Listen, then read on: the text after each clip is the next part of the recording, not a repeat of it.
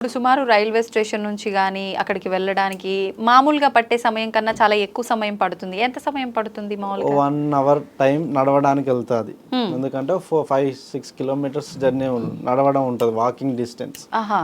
కోట్ల మంది వస్తున్నారు కాబట్టి ఎవరి రూట్స్ వాళ్ళకి ఓ వాకింగ్ డిస్టెన్స్ 5 కిలోమీటర్స్ ఉంటుంది. వెహికల్స్ లో దగ్గర దాకా వెళ్ళే అవకాశాలు లేవు. వెహికల్స్ అన్ని దూరమే పార్కింగ్ యార్డ్లో ఉంటాయి. వెహికల్స్ దగ్గర నుంచి బస్సులు వెళ్తాయి.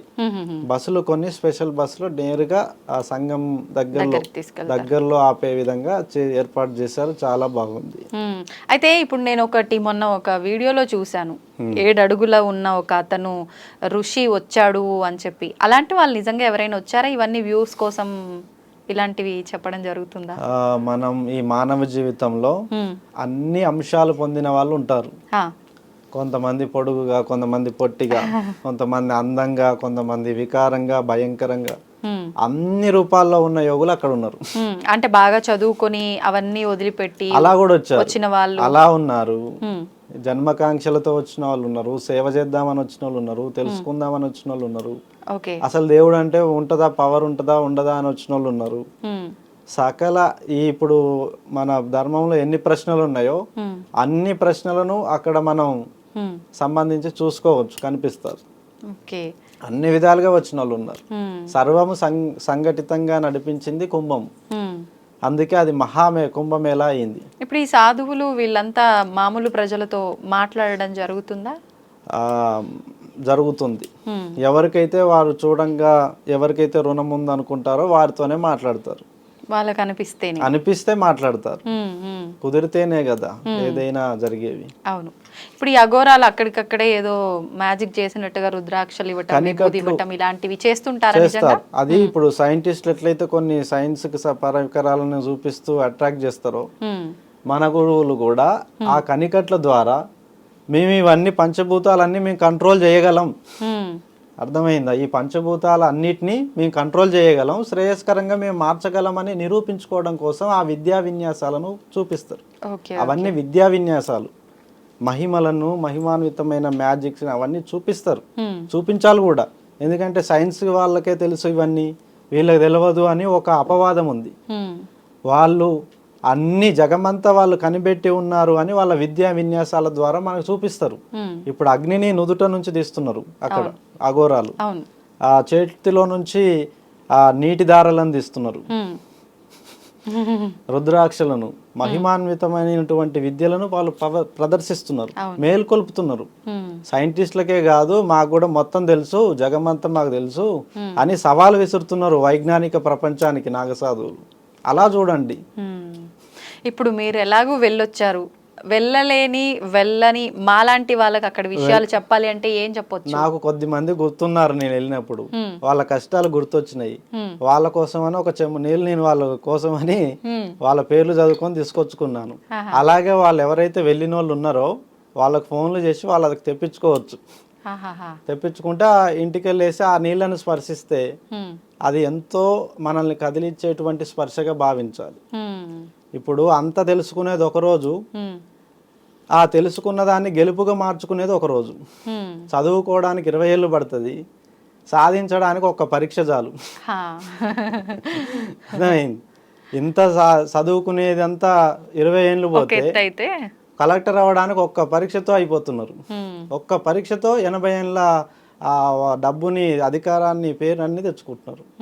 సాధ్యం అవుతాయి, తెచ్చుకోవచ్చు. అలా వాళ్ళు స్పర్శిస్తారు. ఆ వాటర్ని తెచ్చి ఆ శ్రేష్ఠ గంగని వాళ్ళ ద్వారా తీసుకొని చల్లుకోండి. మీ అందరి పాపాలు తెలిసి చేసినా తెలియక చేసినా క్షమించబడతాయి. మళ్ళీ పాపములు చేయకోకుండా ధర్మాన నిలబడి మీరు బతకండి, మీ పిల్లల్ని కూడా బతికించండి. ఇప్పుడు మీరు చేసే ధర్మము మీ పిల్లలకు కూడా అంటుతుంది. వాళ్ళు కూడా సరైన రీతిలో ధర్మపక్షాన్ని నడుస్తారు. మీరే ఇప్పుడు ప్రజలే పాపం చేసిన వాళ్ళు, వాళ్ళ పిల్లలు కూడా పాపం చేయడం తప్పేం కాదని పాపాలు చేస్తుంటారు. వీడు సగం తప్పు చేస్తే వాళ్ళు పూర్తి తప్పు చేసి వస్తారు. కాపాడండి అంటారు లాస్ట్కి వచ్చి. ముందే తెలుసుకొని మనము ఆనందాన్ని అనుభవించాలి, వారి ఎదుటోరికి కూడా ఆనందాన్ని పంచాలి. మనము భోజనం తినాలి, వారిని కూడా తినేలా చేయాలి. అంతేగాని వాడి భోజనాన్ని మనం గుంజుకోవద్దు. మనం ఎంత తింటాం, అరిగేంత వరకే. అరగని తిండి మనకొద్దు, అది ఇచ్చేయండి. సమిష్టిగా పంచుకొని ఈ ప్రాంతాన్ని రక్షించండి. ఉమ్, దానికోసం నాగసాధువులు అక్కడ కుంభమేళాలో చెప్పేదంతా జీవిత పరిత్యాగం గురించే. ఉమ్, ఉమ్, త్యాగం చేయడము, ఇవ్వడము, తీసుకోవడము, అన్ని జీవిత జన్మతర అంశాలన్నీ అక్కడ నాగసాధువులు అందరూ కలిసి తెలుసుకుంటూనే ఉంటారు. ఉమ్. అవి ప్రజలకు తెలియజేసే కార్యక్రమాలు లాంటివి అది ఏమైనా జరుగుతాయి, ఉంటుంటాయా? 45 రోజులు జరుగుతూనే ఉంటాయి. ఆహాహా. అందులో కొద్ది మంది మేల్కొంటారు. ఉమ్, ఈ కుంభమేళాలో దాదాపు ఓ 10,000 మంది సాధువులైనా మేల్కొంటారు. ఉమ్, ఉమ్, ఉమ్. ఓకే. సత్పురుషులు ఓ 10,000 మంది అయినా సత్పురుషులు కాగలరు. ఉమ్, వాళ్ళు మరొక తరాన్ని వాళ్ళు మార్చగలిగే శక్తి వాళ్ళకు వస్తుంది. ఓకే. అందరి లోక సమస్త సుఖినో భవంతు. ఉమ్, ఇప్పుడు ఈ మొదలైనటువంటి ప్రయాణం ప్రజలకు ఇప్పుడే చేరువ అవ్వడం జరిగింది. ఉమ్, చాలా కాలం ఆగిన తర్వాత, అంటే మా విద్య కానీ అది కానీ అన్ని రహస్యంగా జరిగిపోయాయి. ఉమ్, ఇక నుంచి ప్రజల పక్షాన, నా పక్షాన కానీ ప్రజల పక్షాన కానీ ధర్మంగా నడుచుకుంటూ అందరి చేతి కోసం మేము ఇస్తాము. అందరూ కూడా వివిధ కార్యక్రమాలు కానీ ఇవి కానీ అందరూ కూడా వివిధ అంశాలను కూడా తెలియజేయవచ్చు. ఉమ్. ధర్మాన్ని స్థాపన కోసం మనం మాట్లాడుతున్నాం ఇరువురం. అవును. ఆ అధికారం నిన్ను కూడా బాగు చేయాలి, నిన్ను కూడా నువ్వు అనుకున్నవి జరగాలి. తప్పకుండా. ప్రేక్షకులు కూడా వింటున్నటువంటి ఇప్పుడే పరిచయం జరిగింది, వారికి కూడా మన యొక్క జీవిత కాంక్షలు వారికి కూడా ఉంటాయి. ఉమ్, వాళ్ళు కోరుకున్నవి కూడా వాళ్ళకి జరగాలి.